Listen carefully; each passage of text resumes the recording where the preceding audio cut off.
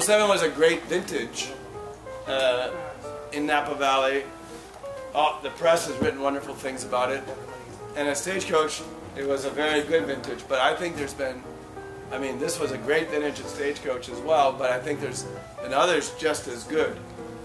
Because Stagecoach is kind of above, high in the mountain, so it always drains very well. It never has a problem with too much vigor or growth. Because it's, as you were telling me that you have Cabernet Franc, right? Yes.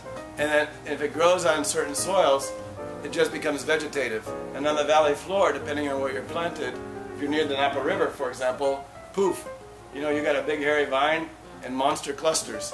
So we're always looking to make sure that the cluster weight is very low. The growers don't like that because they don't make as much money. But we look for low cluster weight, low berry weight, more concentration, more intensity. So I look for vineyards away from the Napa River.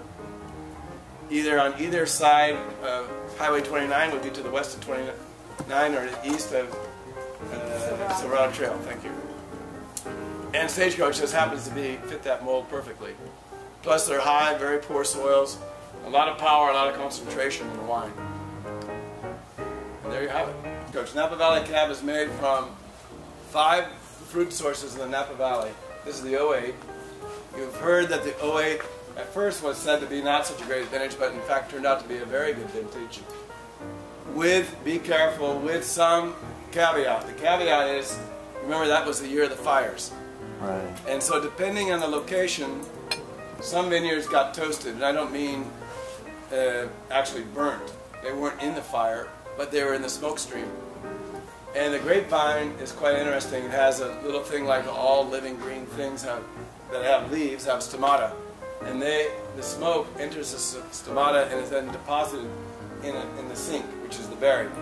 So the wines that were made from those vineyards that saw a lot of smoke would be very good for your next barbecue. But I would suggest that you're barbecuing something when you drink them. With your head right over the barbecue. You don't want sushi with them. So you have to be careful a little bit, but maybe you'll like that. Yeah, you might not like the sushi too much. I can't think of any really smoked sushi. At any rate, the vintage was a challenging vintage, but it made some beautiful wines. Well, this particular are mostly Valley Floor with the exception of one, Stagecoach. So the next wine, the last wine you've tasted is Stagecoach. That's in here.